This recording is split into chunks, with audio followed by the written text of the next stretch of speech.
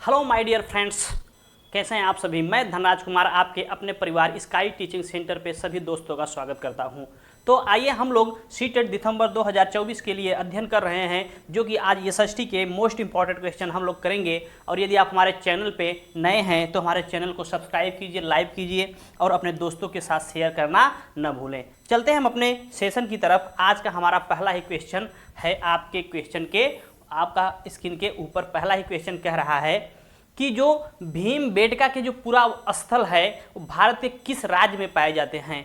किस राज्य में पाए जाते हैं आपको क्या आंध्र प्रदेश में है, क्या आंध्र प्रदेश में है, क्या मध्य प्रदेश में है, महाराष्ट्र में है या कर्नाटक में है। तो जो भीमबेटका की गुफा है, पूरा स्थल है, क्या है जो भीमबेटका है, ये आपका पता है कहाँ पे पाया जाता है। ये एमपी में पाया जाता है। कहाँ पे पाया जाता है? मध्य प्रदेश के है। कहाँ पे है भैया? ये डियर मध्य प्रदेश में है। और यदि इसकी बात की जाए तो ये पूरा पाषाण काल से संबंधित है। किससे? पूरा पाषाण काल से संबंधित है। पाषाण काल से संबंधित है। किससे संबंधित है? पूरा पाषाण काल से संबंधित है। किससे संबंधित है? पूरा पाषाण काल से संबंधित है। ठीक है, किससे संबंधित है? पूरा पाषाण काल से। और अगर इसकी थोड़ी सी और इसके बारे में चर्चा की जाए तो ये इस यूनेस्को की धरोहर सूची में 2003 में शामिल किया गया था। किसमें? यूनेस्को की सूची में 2003 में शामिल किया गया था। तो आपका क्या आंसर हो जाएगा? भीमबेटका किस राज्य में स्थित है? तो आपका आंसर हो जाएगा पहला ही। क्या किसमें? जब ये 2003 में शामिल किया गया था, यूनेस्को की सूची में 2003 में शामिल किया गया था। ठीक है, तो आपका आंसर हो जाएगा पहला ही एमपी में। ठीक है, ये कहाँ पे है भैया? डियर कहाँ पे है फ्रेंड्स? एमपी में स्थित है। आपका भीमबेटका जो है पूरा स्थल भारत के एमपी राज्य में, मध्य प्रदेश के राज्य में पाया जाता है। ठीक है, हम चलते हैं अपने अगले क्वेश्चन की तरफ। हमारा अगला क्वेश्चन क्या कह रहा है? क्वेश्चन नंबर 2 है, ईस्ट इंडिया कंपनी के बारे में है।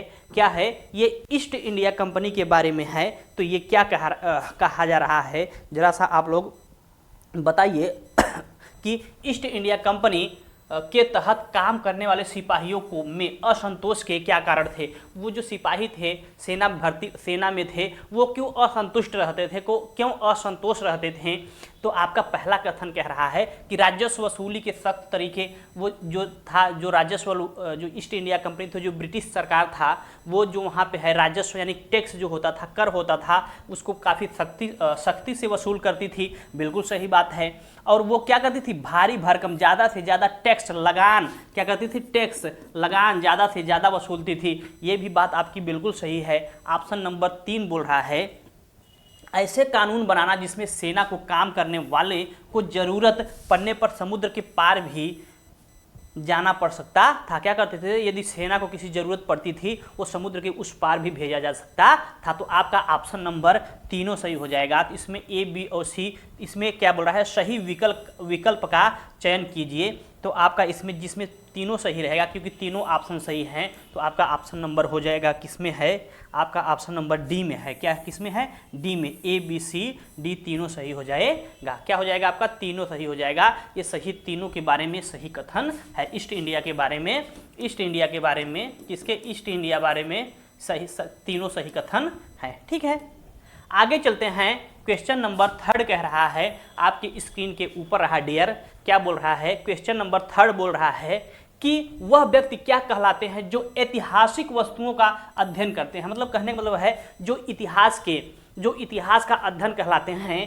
क्या उसे संग्रहपाल कहते हैं, पुरातत्वविद कहते हैं, या पूरा लेखपाल कहते हैं, या कैलीग्राफर्स कहते हैं, यानी सुलेखक कहते हैं। तो आपको पता ही है, इस पर ज़्यादा समय न लेते हुए हम चलते हैं। जो इतिहास की जो जानकारी रखते हैं, जो उसके बारे में रिसर्च करते हैं, ऐतिहासिक वस्तुओं का अध्ययन करते हैं कि कौन कब घटना कहाँ पे हुई थी, अकबर के समय में क्या हुआ था, पूरा प्राचीन काल में क्या हुआ था, मध्य में क्या हुआ था, और जो आज की आधुनिक इतिहास में क्या हुआ था, उसके बारे में जो अध्ययन करते हैं उन्हें क्या कहते हैं? पुरातत्वविद कहते हैं। क्या कहते हैं डियर? उसको पुरातत्वविद कहते हैं। तो आपका option number B for Bombay सही हो जाएगा। ठीक है, और ये आपका सीटेट 26/11/2023 का क्वेश्चन भी है। ठीक है, आगे चलते हैं हम। क्वेश्चन नंबर 4 कह रहा है, क्या कह रहा है? क्वेश्चन नंबर 4 कह रहा है, आपके स्क्रीन के ऊपर है कि तमिल महाकाव्य जो शिलप्पाधिकारम है, ये ऐसे रहेगा, शिलप्पाधिकारम, ठीक है, ये ऐसे रहेगा कि रचनाएं की गई थी, कि जो रचना है किसने की थी, क्या सतानर द्वारा की गई थी, ऑप्शन 2 है इलांगो द्वारा, ऑप्शन 3 है त्रिवेलुवनर द्वारा, और ये है कुटुम वनार द्वारा। तो आपका ऑप्शन नंबर क्या हो जाएगा, जरा आप लोग कमेंट करते रहिए। क्वेश्चन नंबर 4 का आंसर हो जाएगा ये कौन थे, ये इलांगो द्वारा की गई थी डियर, किसके द्वारा, इलांगो द्वारा की गई थी। थोड़ा इनके बारे में पढ़ लेते हैं, इलांगो के बारे में। ये इलांगो कौन थे, इलांगो कौन थे भैया, ये इलांगो थे, क्या थे, ये क्या थे, एक चेर वंश के राजा थे, किसके, चेर वंश के राजा थे, चेर वंश के राजा थे, क्या थे, एक चेर वंश के राजा थे। राजा होने के साथ साथ ये क्या थे भैया, ये क्या थे डियर, ये एक कवि भी थे, क्या थे, कवि भी थे, क्या थे, कवि भी थे, कवि भी थे। और कवि होने के साथ साथ ये पता है क्या थे आपको, ये ये जैन धर्म के भिक्षु भी थे, किसके थे डियर, किसके थे डियर, ये जैन धर्म के भिक्षु थे, किसके थे, ये जैन धर्म के भिक्षु भी थे, क्या थे, जैन धर्म के भिक्षु भी थे, ठीक है। तो आपका ऑप्शन हो जाएगा इलांगो द्वारा की गई थी। ये जो रचना है किसकी है, इलांगो द्वारा रचना की गई थी, किसके द्वारा डियर, इलांगो द्वारा की गई थी। और ये इनके बारे में थोड़ा सा कुछ नॉलेज है जो आपका फैक्ट है। कभी कभी ये भी पूछ लेता है कि इलांगो कौन थे, ये कवि भी थे, ऑप्शन बोल देगा आपको सीधा सीधा मैच करने के लिए, जैन धर्म के भिक्षु थे कि नहीं थे, या ये कवि थे कि नहीं, चेर वंश के राजा थे, तो इसको थोड़ा सा आपको केयर करना है, ठीक है। चलते हैं हम अपने डियर अगले क्वेश्चन की तरफ। क्वेश्चन नंबर 5 क्या कह रहा है, क्वेश्चन नंबर 5 है आपके स्क्रीन के ऊपर, जरा सा आप लोग पढ़िए कि क्वेश्चन नंबर 5 क्या कह रहा है कि 1919 में गांधी जी ने अंग्रेजों द्वारा हाल में ही पारित किए गए रॉलेट कानून के खिलाफ सत्याग्रह का आह्वान किया था।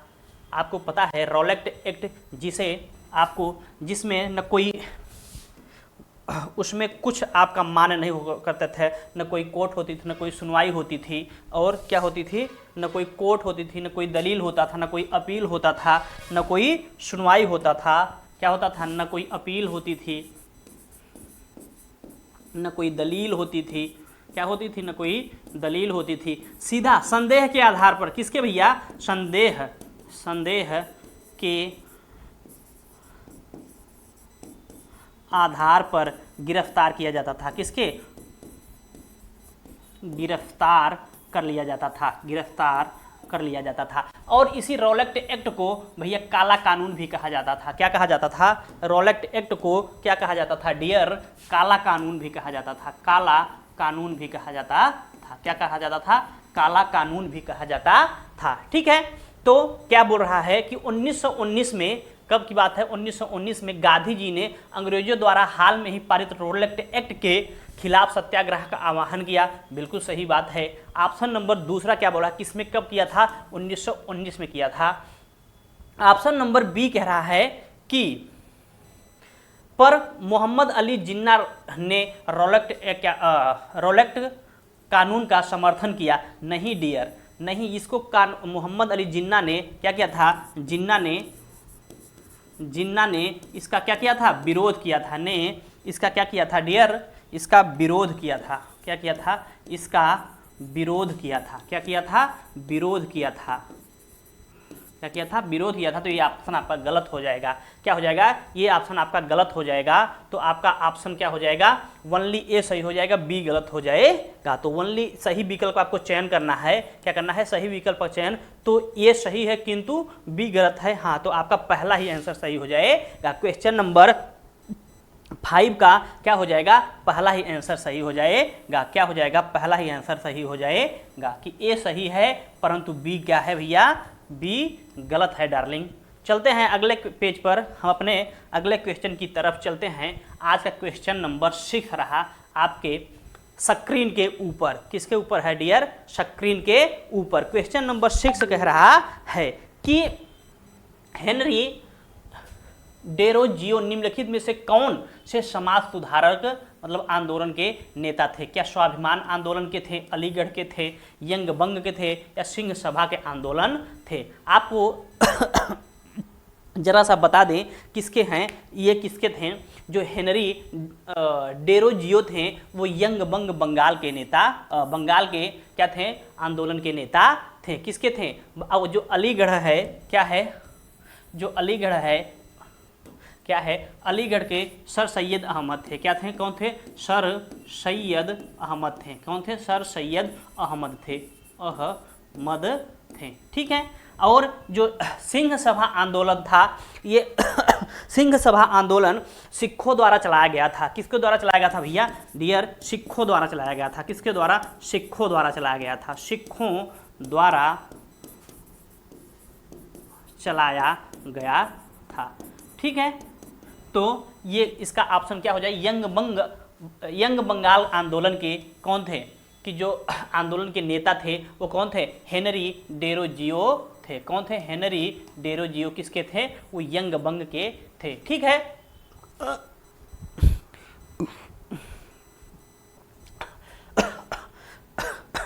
तो आपका ऑप्शन क्या हो जाएगा? सी फॉर सीटेड। क्या हो जाएगा? सी फॉर सीटेड हो जाएगा। ठीक है। आई थिंक आपको क्वेश्चन समझ में आ गया होगा।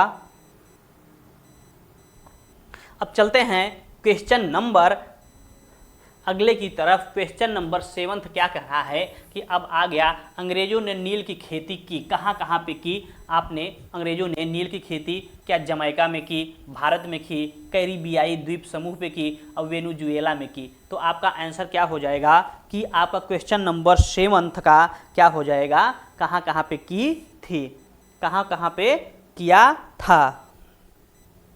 आपको पता है कि भारत में सबसे पहले नील की खेती कहाँ पे हुआ था? भारत में सबसे पहले नील की खेती चंपारण में हुआ था। कहाँ पे हुआ था? चंपारण में हुआ था। चंपारण में हुआ था। और चंपारण कहाँ पे है डियर? कहाँ पे है चंपारण? और वो भी है कहाँ? बिहार में। कहाँ पे है? बिहार में। और जो भारत में सबसे पहले आंदोलन किया था महात्मा, सबसे पहले आवाज़ किसने उठाई थी? इसमें आवाज़ किसने उठाई थी? आवाज़ किसने उठाई थी? महात्मा गांधी ने। किसने उठाया था? महात्मा गांधी ने उठाई थी। किसने उठाई थी? महात्मा गांधी ने उठाई थी। और यहाँ पे एक 3 कटिया पद्धति चलती थी। कौन सी 3 कटिया पद्धति? 3 कटिया पद्धति कौन सी चलती थी डियर? 3 कटिया पद्धति चलती थी। कौन सा 3 कटिया पद्धति? 3 कटिया पद्धति चलती थी। ठीक है। वहाँ पे वो लोग नील की खेती करते थे, और नील की खेती जो है वो ज़्यादा से ज़्यादा भूमि को क्या बोलते थे? बंजर बना देती थी। क्या करती थी? भूमि को क्या बना देती थी? वहाँ की भूमि को क्या बना देती थी? भूमि को बंजर बना देती थी। क्या बना देती थी? भूमि को बंजर बना देती थी। और फिर वहाँ पे क्या होता था? ज़्यादा फिर कुछ आप उगा नहीं सकते हो। क्या नहीं कर सकते हो? आप उगा नहीं सकते हो। तो सबसे पहले किसने आवाज़ उठाई थी? सबसे पहले आवाज़ किसने उठाई थी? महात्मा गांधी ने उठाई थी। तो और सबसे पहले जो भारत में आंदोलन हुआ था गांधी जी के द्वारा, यही चंपारण में हुआ था। कहाँ पे? गांधी जी ने तो आंदोलन बहुत सा किए थे, दक्षिण अफ्रीका में कहाँ कहाँ किए थे, लेकिन जो भारत में सबसे पहले आंदोलन हुआ था, कहाँ बेटा? भारत में सबसे पहले आंदोलन, सबसे पहला आंदोलन किसके द्वारा? गांधी जी द्वारा। किसके द्वारा? गांधी जी द्वारा। कहाँ पे हुआ था डियर? कहाँ पे हुआ था? आपका चंपारण में हुआ था, जो कि आपका कहाँ पे है? बिहार में होता है। कहाँ पे है डियर? बिहार में है। ठीक है।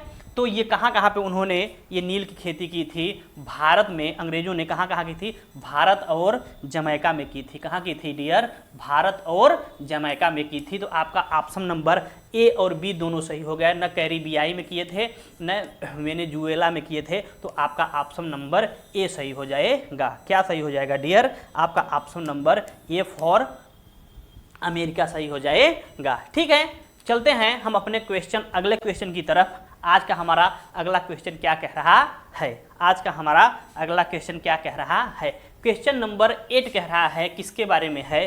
क्वेश्चन नंबर 8 कह रहा है कि बौद्ध धर्म के किस ग्रंथ में संघ के भिक्षु एवं भिक्षुओं के लिए बनाए गए नियम का संग्रह है। जो वहाँ के जैन धर्म है, वहाँ के कौन कौन से नियम बनाए हैं, जिसमें वहाँ के बौद्ध धर्म के उसमें जो भिक्षु होते हैं और भिक्षुड़ी मतलब भिक्षु की वाइफ भिक्षुड़ी होती हैं, उनके लिए नियमों का संग्रह बनाया गया है। क्या विनय पिटक में है, सुत्त पिटक में है, अभिधम्म पिटक में है या जातक में है? तो आपका आंसर क्या हो जाएगा? आप लोग जरा सा कमेंट करिए कि किस में हो जाएगा, किस में हो जाएगा। क्वेश्चन नंबर 8 क्या कह रहा है? आपका पता है कि जो ये सुत्त पिटक है, क्या है? सुत्त पिटक क्या है? क्या है ये जो सुत्त पिटक है? क्या है भैया? जो सुत्त पिटक है, इसमें बौद्ध धर्म के संदेशों को, बौद्ध के संदेशों को, संदेशों का संग्रह है, संदेशों का संग्रह है। क्या है भैया? बौद्ध के संदेशों का संग्रह है। बौद्ध के यानी बुद्ध के, सॉरी बौद्ध नहीं यानी बुद्ध के, किसके? बुद्ध के, किसके? बुद्ध के यानी बुद्ध के संदेशों का संग्रह है। किसका? बुद्ध के संदेशों का संग्रह है। किसके? बुद्ध के संदेशों का संग्रह है। ठीक है। जो आपका विनय पिटक है, इसमें आपका क्या है? ये जो भिक्षु और भिक्षु के हैं, इनके क्या है? इनके संग्रह का संग्रह किया गया है, इनके संघ का संग्रह है। तो आपका ऑप्शन नंबर ये हो जाएगा। आपको पता है कितने पिटक है? त्रिपिटक, 3 पिटक हैं। तो चलते हैं आगे, आपका ऑप्शन नंबर विनय पिटक हो जाएगा क्वेश्चन नंबर 8वां का। ठीक है, चलते हैं आगे, चलते हैं डियर। क्वेश्चन नंबर 9 रहा आपके स्क्रीन के ऊपर। जो मराठा सेना एक ताकतवर सेना थी जिसने प्रायद्वीप में मुगलों को चुनौती दी। कौन सी थी? जो मराठा थे वो ताकतवर सेना थी जिन्होंने मुगलों को चुनौती दी थी। आगे, सैनिक अधिकांश रूप से किस समुदाय से आने वाले व्यक्ति थे? जो सैनिक थे वो सबसे ज़्यादा क्या कुणबियों से थे, या पेशवाओं से थे, या जो पेशवा थे वो थे, या चित पावन ब्राह्मण थे, या देशमुख थे? तो आपको पता होना चाहिए कि किस में है डियर, क्या है? तो आपका पता होना चाहिए इसमें जो सबसे ज़्यादा सैनिक होते थे किसके थे? अधिकांश सैनिक कुणबियों से होते थे। किससे होते थे डियर? कुणबियों से होते थे। तो क्वेश्चन नंबर 9 का क्या हो जाएगा? ए सही हो जाएगा। जो अधिकांश सैनिक होते थे वो किससे होते थे? कुणबियों से होते थे। चलते हैं हम आज के अपने अगले सेशन की तरफ, अगले क्वेश्चन की तरफ। क्वेश्चन नंबर 10 रहा आपके स्क्रीन के ऊपर। क्या है? क्वेश्चन नंबर 10 रहा आपके स्क्रीन के ऊपर। निम्नलिखित में से मिलान करने को बोल रहा है। क्वेश्चन नंबर 10वां का मिलान करने के लिए बोल रहा है कि क्या वर्नाकुलर एक्ट 1883 में हुआ था, और जो ये है इल्बर्ट बिल के पारित हुआ था 1878 में। जो संपत्ति स्थानांतरण अधिनियम है, क्या 1885 में पारित हुआ था? और भारतीय राष्ट्रीय कांग्रेस की स्थापना कब हुई थी? ये आपको सही उत्तरों का चयन करके आपको लिखना है। क्या करना है? आपको सही आंसर का चयन करके लिखना है। आपको पता ही है कि भारतीय राष्ट्रीय कांग्रेस की स्थापना आपको पता है 1885 में हुई थी। अगर ये आपको एक भी नहीं मालूम है तो आप देख लो कि भारतीय राष्ट्रीय कांग्रेस की स्थापना कब हुई थी। आपका वर्नाकुलर एक्ट की स्थापना आपको पता है कब हुई थी? 1878 में। कब हुई थी? 1878 में। और जो भारतीय राष्ट्रीय कांग्रेस की स्थापना है किसमें हुई थी? 1885 में हुई थी।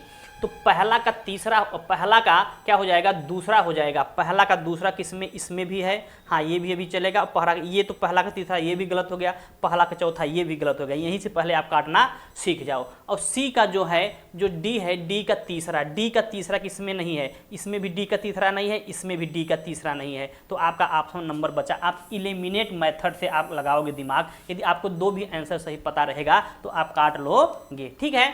और जो आपका पहला है क्या है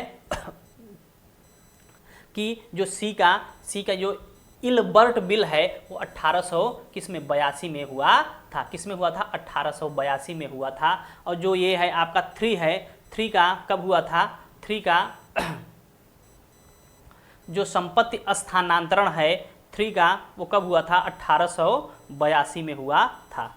ठीक है, कब हुआ था देखिए आपका थोड़ा सा मिलान कर देते हैं कि आपका पहला कब हुआ था, पहला 1 का 3 में हुआ था 1800। वर्नाकुलर एक्ट कब आया था, आपका आया था 1878 में, मैंने सही मिलाया था 1878 में। और जो दूसरा है बी का ये कब हुआ था 1883 में। जो संपत्ति स्थानांतरण है जो तीसरा है 3 का ये 1882 में हुआ था। कांग्रेस का बिल कब हुआ 1885 में। तो आपका ऑप्शन नंबर सेकेंड सही हो जाएगा। चलते हैं अगले क्वेश्चन की तरफ। हमारा अगला क्वेश्चन क्या कह रहा है, क्वेश्चन नंबर 11 है कि क्वेश्चन नंबर 11 कह रहा है कौन सा समाज सुधारक नेता उनके कार्य का जोड़ा सही सुमेल किया गया है। इसमें से कौन, क्या जो सिंह सभा विचारों की स्वतंत्रता थी, क्वेश्चन नंबर 11 है आपके स्क्रीन के ऊपर कि क्वेश्चन नंबर 11 है आपके स्क्रीन के ऊपर कौन सा सही है। आपको जो सिंह सभा विचारों की स्वतंत्रता किसने किया था, क्या विचारों की स्वतंत्रता है या जो अलीगढ़ आंदोलन है आधुनिक शिक्षा, इन्होंने जो अलीगढ़ आंदोलन है इसको किसने शुरू किया था डियर, किसने हुआ था, सर सैयद अहमद ने शुरू किया था। किसने शुरू किया था इसको, सर सैयद अहमद ने, सर सैयद अहमद ने किया था।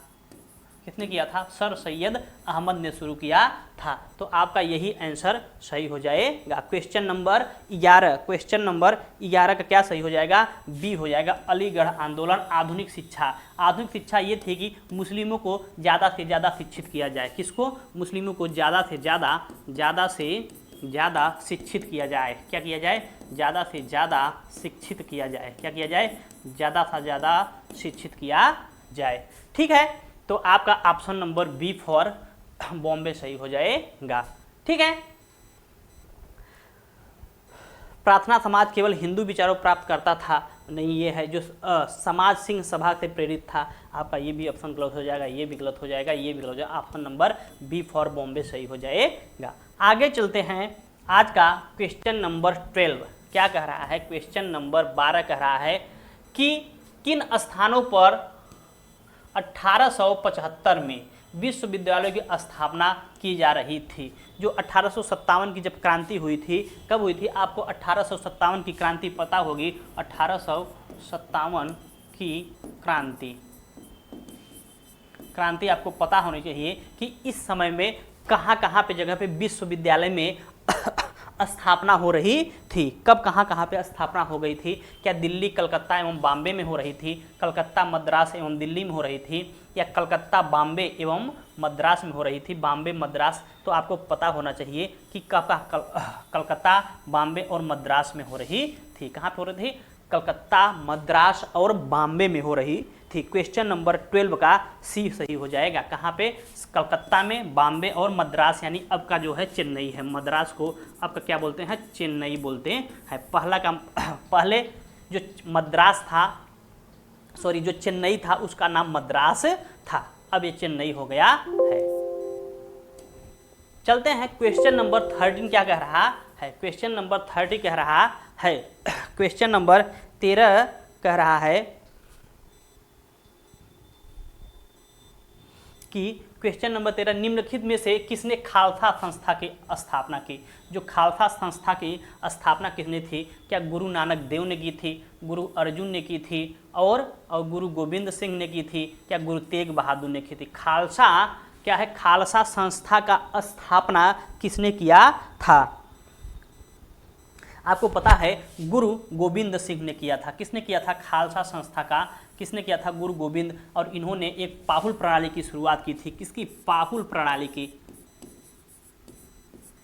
पाहुल प्रणाली की शुरुआत की थी, प्रणाली की शुरुआत की थी। किसकी शुरुआत की थी, पाहुल प्रणाली की शुरुआत की थी। किसने किया था, गुरु गोविंद सिंह। आपको पता है कि कौन थे, गुरु गोविंद सिंह है। ठीक है, आपका option number C for C TET हो जाएगा, यानी सी फॉर सीटेट हो जाएगा, यानी कैलिफोर्निया सही हो जाएगा। अब चलते हैं आज का क्वेश्चन नंबर 14 क्या हो जाएगा। क्वेश्चन नंबर 14 क्या हो जाएगा। क्वेश्चन नंबर 14 क्या हो जाएगा। क्वेश्चन नंबर 14 है, क्वेश्चन नंबर 14, प्राचीन भारत के लेखों के संदर्भ में ये तथा बी कथनों को पढ़े तथा सही विकल्प का चुनिए। जो प्राचीन काल के लेख होते थे उसमें से कौन सा क्वेश्चन कौन सा ऑप्शन सही है, आपको सही चुनना है। क्वेश्चन नंबर आपको सही चुनना है। क्या बोल रहा है, पुराणों का ऑप्शन ए कह रहा है कि पुराणों का पाठ प्रत्येक व्यक्ति को पढ़ने के लिए था, शूद्र भी पढ़ते थे। ये जो जैसे पुराण हो गए, जैसे महाभारत हो गया, क्या हो गया, महाभारत हो गया, गीता हो गया, रामायण हो गए, क्या हो गया, गीता हो गया, रामायण हो गया, क्या हो गया,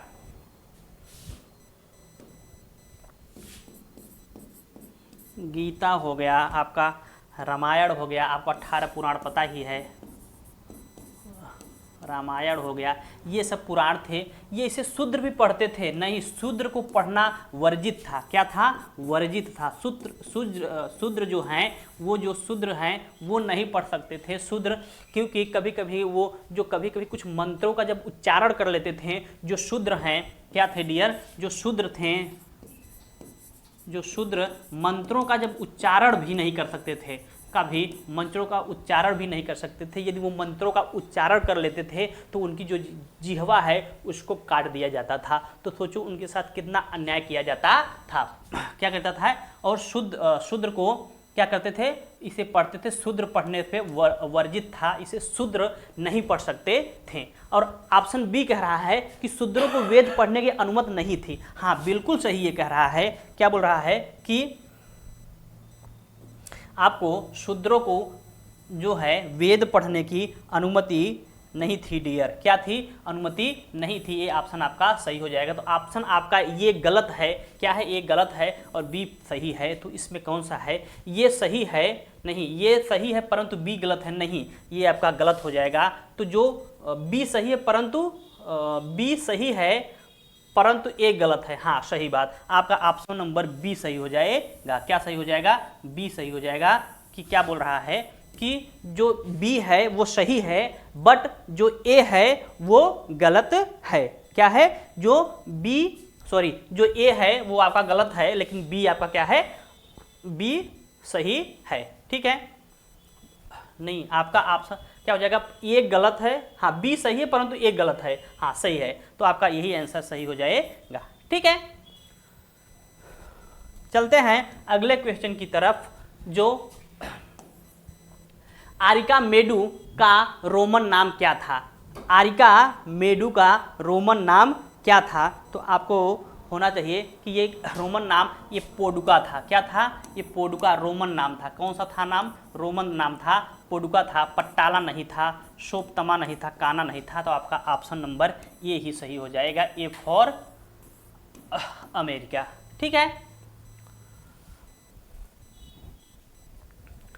क्वेश्चन नंबर 16 कह रहा है कि निम्नलिखित में से किस लेखक ने हर्षवर्धन के विषय में लिखा। किसने लिखा था, रवि कृति ने लिखा था, जुआन जैंग ने लिखा था और फौजियान ने लिखा था। किसने लिखा था हर्षवर्धन के विषय में। क्वेश्चन नंबर 16 क्या कह रहा है कि किसने लिखा था, किसने लिखा था जो हर्षवर्धन के विषय में किसने ये रवि कृति ने भी लिखा था और जुआन जैंग भी ने लिखा था। तो आपका ऑप्शन सी नंबर नहीं लिखे थे, तो आपका ऑप्शन हो जाएगा ए और बी सही है। किसमें है, ए और बी सही है। कौन कौन, बी, हाँ पहला ही ऑप्शन है, ए और बी सही है। कौन कौन से, ए और बी सही है। ये आपका गलत हो जाएगा, ए और बी सही है। तो आपका ऑप्शन नंबर पहला ही हो जाएगा। ठीक है, आगे चलते हैं।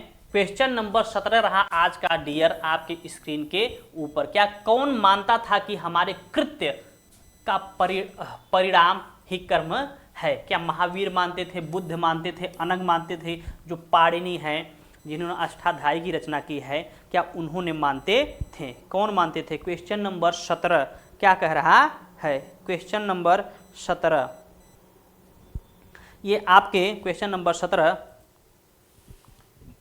ये आपके थे कौन थे? बुद्ध कहते थे। कौन कहते थे डियर? बुद्ध कहते थे। कौन कहते थे? आपके बुद्ध कहते थे। आपको पता है कि बुद्ध किस वंश से संबंधित थे? तो ये शाक्य वंश से संबंधित थे। किससे थे? शाक्य वंश से संबंधित थे। वंश से संबंधित थे। ठीक है,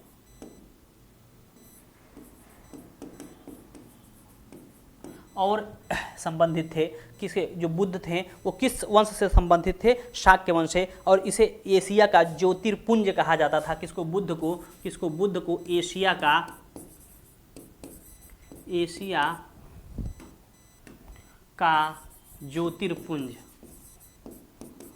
ज्योतिर्पुंज कहा जाता था। पुंज कहा जाता था। तो आपका option number B for Buddha सही हो जाएंगे। कौन हो जाएंगे? बी फॉर बुद्ध सही हो जाएंगे। तो आपका option number B for Buddha सही हो जाएगा। चलते हैं अपने अगले क्वेश्चन की तरफ। हमारा आज का अगला क्वेश्चन क्या कह रहा है? क्वेश्चन नंबर 18 रहा आपकी स्क्रीन के ऊपर कि क्वेश्चन नंबर 18 क्या कह रहा है? क्वेश्चन नंबर 18 कह रहा है कि निम्नलिखित कथनों ए तथा आर को पढ़िए और उपर्युक्त विकल्प का चयन कीजिए। आप ए और आर को पढ़िए और आपको उपर्युक्त विकल्पों का चयन करना है। अभिकथन क्या कह रहा है कि नमक के उत्पादन एवं बिक्री पर राज्य का एकाधिकारिक था। और जो नमक के उत्पादन और बिक्री पर राज्य का एक अधिकार था। और कारण कह रहा है महात्मा गांधी ने इस नियम को तोड़ा क्योंकि नमक पर टैक्स यानी कर वसूलना पाप है और यह भोजन का बुनियादी हिस्सा है कि बिना नमक का बिना भोजन आपका बन ही नहीं सकता है। क्या बोले महात्मा गांधी ने कि बिना नमक का भोजन बन ही नहीं सकता है डियर। तो आपका क्या सही हो जाएगा? और नमक का उत्पादन बिक्री बिल्कुल एक राज्य का एकाधिकारिक था ये उत्पादन था और इसको महात्मा गांधी ने नियम तोड़ा। और ए और आर बिल्कुल सही कह रहा है। और ये महात्मा गांधी ने इसका नमक सत्याग्रह आंदोलन चलाया था और उन्हें तोड़ा था। तो ए और आर दोनों सही हैं। आर सही व्याख्या करता है ए की। आर जो व्याख्या कर रहा है वो सही है, ए की व्याख्या कर रहा है। तो आपका पहला ही ऑप्शन सही हो जाएगा। ठीक है, आपका पहला ही ऑप्शन सही हो जाएगा। बाकी तीनों ऑप्शन क्या हैं? गलत हैं। ठीक है, आगे हमें पढ़ने की जरूरत नहीं है। यदि आपका कथन सही रहेगा तो कारण भी आपका सही ही रहेगा। ठीक है, यदि आपका कथन गलत रहेगा तो 99% आपका कारण भी गलत हो सकता है। क्वेश्चन नंबर 19 क्या कह रहा है? राष्ट्रवाद के उदय के बारे में दिए गए कथनों को पढ़े तथा सही विकल्प का चयन कीजिए या चुनिए। 1885 में भारतीय राष्ट्रीय कांग्रेस की स्थापना हुई। बिल्कुल सही बोल रहा है कि कांग्रेस की स्थापना कब हुई? 1885 में। और उन्हें पता है किसने किया था कांग्रेस की? A.O. ह्यूम ने किया था। कौन किया था? कांग्रेस की स्थापना A.O. ह्यूम ने किया था। कांग्रेस की स्थापना A.O. ह्यूम ने किया था। A.O. ह्यूम ने इसकी स्थापना की थी। कांग्रेस की स्थापना किया था। ठीक है, किसने किया था कांग्रेस की स्थापना डियर? A.O. ह्यूम ने किया था। और ये A.O. ह्यूम कौन थे? ये A.O. ह्यूम कौन थे? ये क्या थे? ये सेनानिवृत्त अंग्रेज अधिकारी थे। क्या थे ये सेनानिवृत्त क्या थे? ये सेनानिवृत्त, सेना मतलब रिटायर, निवृत्त अंग्रेज अधिकारी थे। क्या थे डियर? अंग्रेज अधिकारी थे। क्या थे? सेनानिवृत्त अंग्रेज अधिकारी थे जिन्होंने कांग्रेस की स्थापना 1885 में किया था। तो आपका पहला ऑप्शन सही बोल रहा है। आपका पहला ऑप्शन क्या बोल रहा है? सही बोल रहा है। और दूसरा बोल रहा है अधिकांश शुरुआती राष्ट्रवादी नेता ग्रामीण और अशिक्षित थे। जो अधिकांश शुरुआती जो नेता थे वो ग्रामीण नहीं थे, वो क्या थे? शहरी थे। क्या थे डियर? शहरी थे। कहाँ थे? वो शहरी थे। क्या थे? शहरी थे, शहर के थे। और अशिक्षित नहीं थे। ये क्या थे डियर? ये शिक्षित थे। क्या थे? शिक्षित थे। क्या थे डियर? ये शिक्षित थे। ये शिक्षित पढ़े लिखे थे। क्या थे? ये पढ़े लिखे थे, ये ग्रामीण के नहीं थे, अधिकांश नेता ये शहर के थे और ये पढ़े लिखे थे। तो आपका ऑप्शन नंबर बी गलत हो जाएगा। क्या हो जाएगा? बी। ये सही है परंतु बी गलत है। तो आपका ऑप्शन देख लो, A is true but B is false. आपका पहला ही ऑप्शन सही हो जाएगा। ए सही है, बी गलत है, क्योंकि जो अधिकांश नेता थे शुरुआती में वो राष्ट्रवादी नेता थे, वो ग्रामीण थे नहीं शहर से थे, और अधिकांश अशिक्षित नहीं थे, वो शिक्षित थे, पढ़े लिखे थे। ठीक है, और आपको ये पहला ऑप्शन है 1885 में कांग्रेस की स्थापना किसने की थी? ए.ओ. ह्यूम ने की थी, और जो वो कौन थे? सेवानिवृत्त अंग्रेज अधिकारी थे। ठीक है, तो आपका ऑप्शन नंबर पहला ही सही हो जाएगा। चलते हैं, क्वेश्चन नंबर 20 कह रहा है, क्वेश्चन नंबर 20 है आपके स्क्रीन के ऊपर। क्या कह रहा है क्वेश्चन नंबर 20? 1829 में सती प्रथा को प्रतिबंधित करवाने वाले में किसका योगदान था? जो सती प्रथा थी, सती प्रथा आपको पता है कि जब कोई आदमी मर जाता था उसके बाद जो स्त्री होती थी उसको भी जिंदा जला दिया जाता था, तो उसको किसने रोका था? तो क्या इस राजा राम मोहन राय ने? ऑप्शन नंबर बी कह रहा है डियर कि जो ईश्वरचंद विद्यासागर, ज्योतिबा राव फूले और स्वामी दयानंद सरस्वती। तो आपका ऑप्शन हो जाएगा, किसने प्रतिबंधित किया था? राजा राम मोहन राय ने किया था। किसने किया था? राजा राम मोहन राय ने किया था। तो आपका, और वो भी किया था कब? 1829 में। तो चलते हैं आगे। अच्छा, आज के लिए बस इतना ही है। यदि आप हमारे चैनल पे नए हैं तो हमारे चैनल को लाइक करिए, सब्सक्राइब करें, अपने दोस्तों के साथ शेयर जरूर कीजिए। तब तक के लिए जय हिंद।